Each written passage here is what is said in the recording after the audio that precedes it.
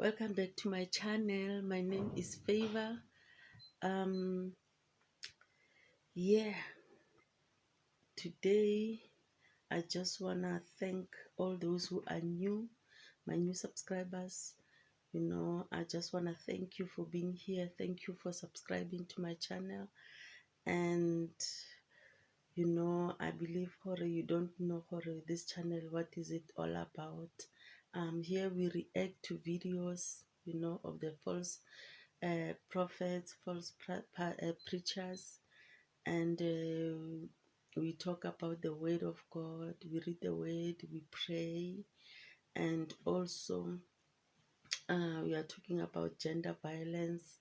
We do a lot of stuff here. It's just mix masala, and also we are, looking at the fact of the truth of who we are and everything, and also the gender-based violence, my experiences in life. We talk about my life story and everything. So I just want to thank you for being here. Thank you for clicking. Thank you for, you know liking my videos. Thank you for your comments and everything. You are most definitely welcome. You are loved. Those who are returning, I just want to thank you so much for watching my videos. um most the most of all that I'm asking is for you to subscribe. Let us grow this channel and be one big family. Thank you, guys. Thank you so much. um I do have a video here that I found on YouTube. I want you guys to listen to this video, and please watch it and let me know, what do you think about it? This is so important. Thank you so much, guys. Watch this video and let me know what you think.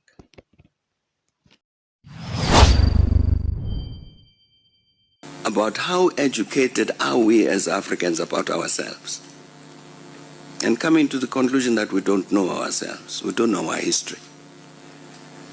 Here is a major battle. The Europeans meet in Berlin, 1884, 1885, and decide to chop up the continent. 10, 11 years later, Ethiopians win at Adwa, which is in direct contradiction, in direct conflict with what Berlin had decided. Africa must be colonized. The Ethiopians said Africa will not be colonized. Now, I hope all of us know what I'm talking about. The Battle of Adwa. No. This battle was fought in 1896, at the end of February 1896.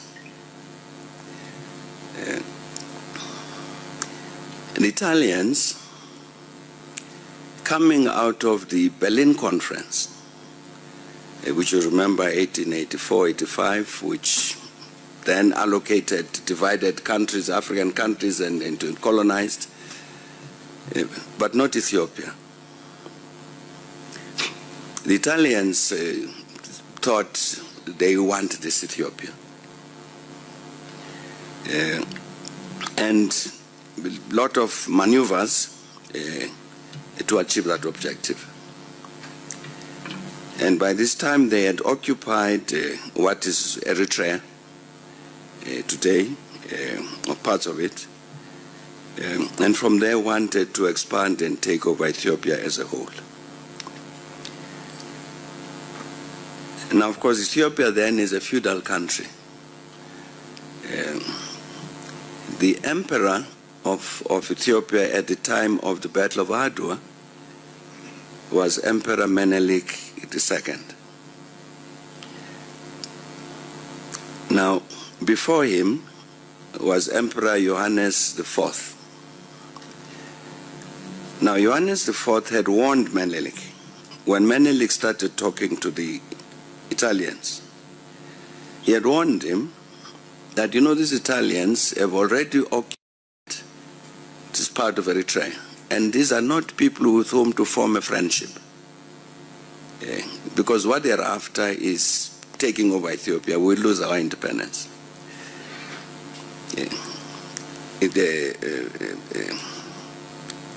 Emperor Johannes died, Menelik became emperor. And he was responding to that, the attempt by the Italians to take over Ethiopia, to colonize Ethiopia. So the Battle of Adwa, as I say, end of February 1896, is a battle to ensure the continued independence of Ethiopia. That Ethiopia shall not be like all of these other countries which had become colonies of the West. I do hope that there would be some book that all of us would be available here in this country for us to read about this. Because it's a fascinating story of leadership. Professor Muchi was saying that one of the problems that we have, a curse we have, is this weakness of leadership on the continent. It's absolutely extraordinary to read about this.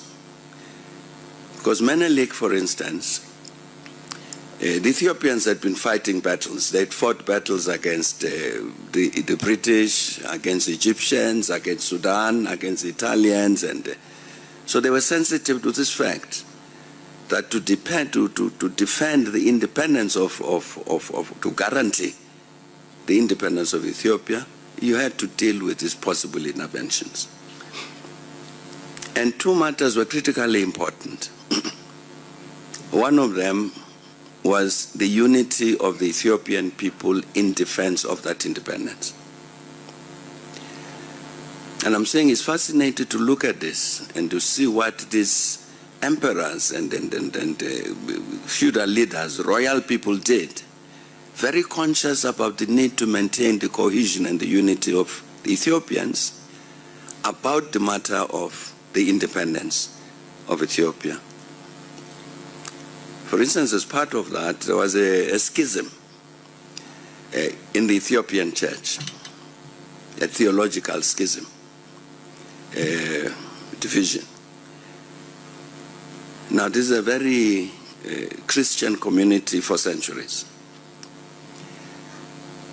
And the emperors understood, Johannes IV in particular understood, that if you allow this division in the church, it's bound to impact negatively on the unity of the population as a whole. So we need to deal with this. Now, example, so they sorted the matter out in terms of theology and all that, but Emperor Johannes made a comment which today makes you a bit. He said one of the things that needs to be done, if there are any continuing heretics in the church, you must cut off their tongues so that they must stop talking nonsense to the people. But I'm saying this was the idea of maintaining the unity of the Ethiopian people so that they can act in unity against any foreigner who wants to take away their independence. The second matter was they'd understood that you needed to be properly equipped with weapons. And so you have a very interesting situation as they are quarreling with that's the Ethiopian monarchy, as they are quarreling with the Italians, they were busy building very good relations with the French, with the Russians. The point that was made here by Professor Hobier about even in those early days, diplomats, emissaries from the African continent interacting with the rest of the world.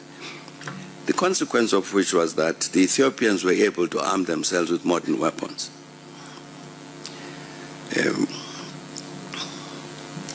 And that unity is very important because the war that the Ethiopians had to fight against the Italians had to be carried by the people as a whole.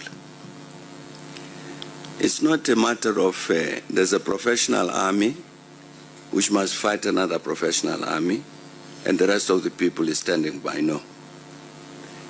Because you've got the figure that's given is that the Emperor Menelik had managed to mobilize the people who actually went and confronted the Italians at Adwa was something like 100,000 people. Who really literally, it's an army that must live off the land. So the peasants must supply the food, both for the people and for the animals, the horses and so on, and the donkeys that are carrying things. So the whole nation is united behind this. And they defeated the Italians at Adwa in 1896.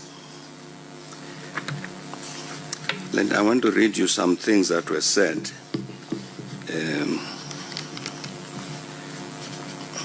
from the white side about that famous victory. For instance, a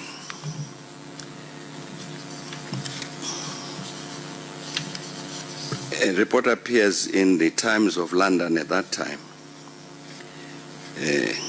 from their correspondent was in France. And he wrote that no one here that is in Paris, I have not to take notice of this or that scatterbrained person. But he says no one here wishes for the success of the Abyssinians at the price of the discomfiture of a civilized nation, from which it is quite possible to differ in aims and opinions without being supposed to cherish any ill will when that nation is face to face with a brave but barbarous foe. Johannesburg Star, that's on the 5th of March, 1896, that's immediately after the defeat of the Italians. The Johannesburg Star said the utter and crushing defeat represents the most disastrous check which any European power has received at the hands of the natives for years past. It cannot but be deplored by white men in all parts of Africa. It is far from impossible that this great defeat may have even larger consequences than a temporary check to civilization in Africa. At least the Star then had some sense.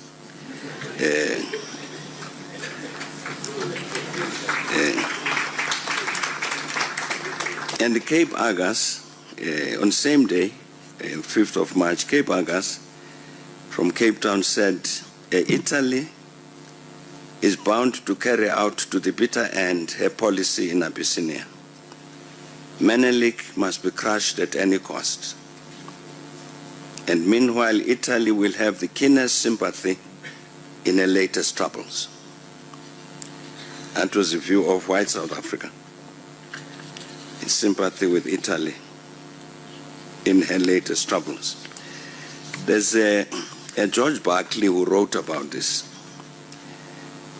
and said that from the broader standpoint of politics and history, it seems possible that the Battle of Adwa heralds the rise of a new power in Africa.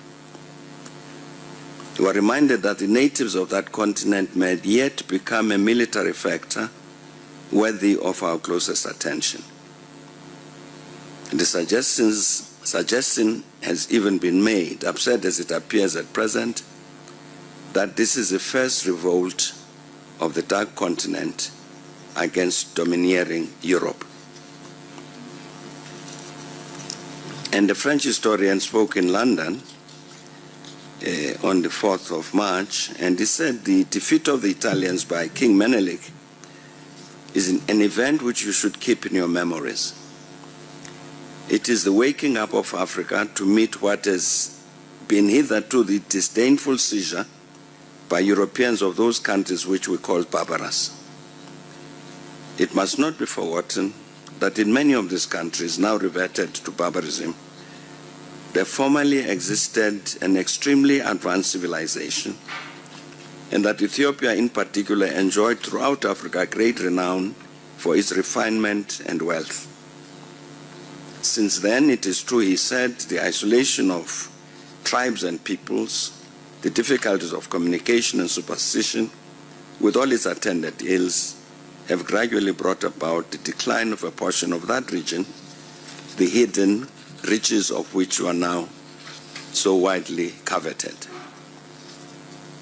And the lecturer said the invasion of that country was too rapid, too precipitately undertaken. Everywhere, Africans without distinctions have been treated as so many cattle to be branded with the owner's mark.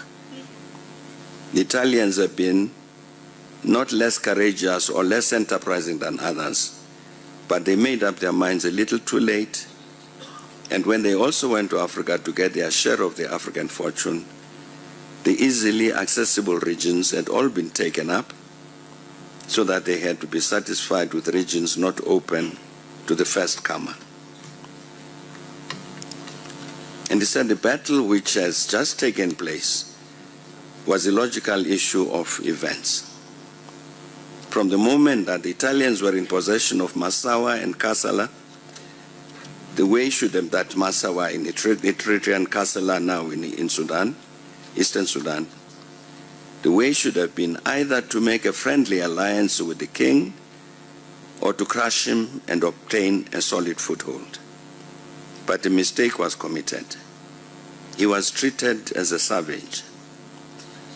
It had not yet been understood that they had to deal not with barbarism, but with a dormant civilization now awakening and reappearing before the world. And just when the Italians flattered themselves that they had subdued the king, he was preparing to prove the contrary. His victory is that of all Africa, and this point of view will gradually become patent. In these countries, where news traverses the deserts as on the wings of the wind, you may be sure of the wind. You may be sure that from one corner of Africa to the other, it is already known, or will be so tomorrow, that Africa has conquered Europe.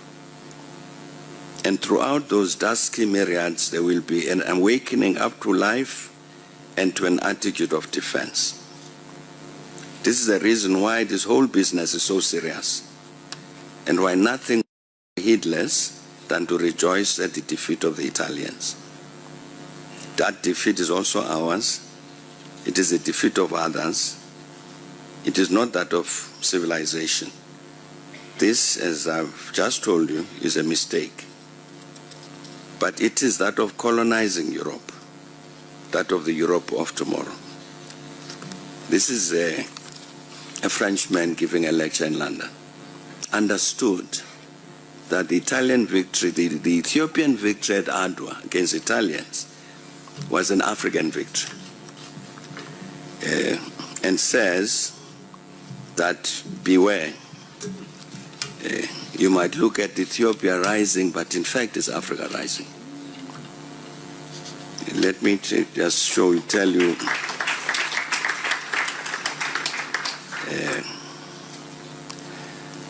in the Battle of Adwa was preceded by many other conflicts with the Italians. And some of it took place in 1895, October 1895. The General Baratieri, Italian, who attacked Ethiopian troops and defeated them and occupied certain points which were later, during that offensive on Adwa, were taken back by the Ethiopians. This General Baratieri, having got his glorious victory, returned to Rome. That's 1895. And on his return, he was hailed as a hero and received a standing ovation when he addressed the Italian parliament. And the Italian Prime Minister, the Prime Minister of Italy at the time, was a man called Francesco Crispi. And Prime Minister Crispi described the Ethiopians that had been defeated by General Baratieri as I quote, barbarians whose material progress and spiritual salvation cries out for the high ministry of Roman civilization. And Baratieri, addressing the parliament, promised the Italian parliamentarians that he was going to bring Emperor Menelik, this barbarian, called him the barbarian. This barbarian Menelik, I'm going to bring him to Rome in a cage. A few months later, the Italian forces were defeated at Adwa. No Menelik was ever brought to Italy in a cage. And the Italian left Africa in disgrace. That is Adwa. Professor Mamomuchi talked about a book that we thought we were going to write. As a colleague of mine who's here, I don't know where he is now, Mkon Rachtang. I wanted to embarrass him. Or is it? He's down there. You know, I'm about to finish with looking at this problem about how educated are we as Africans about ourselves, and coming to the conclusion that we don't know ourselves, we don't know our history. Here is a major battle. The Europeans meet in Berlin, 1884, 1885, and decide to chop up the continent. 10, 11 years later, Ethiopians win at Adwa, which is in direct contradiction, in direct conflict with what Berlin had decided. Africa must be colonized. The Ethiopians said Africa will not be colonized.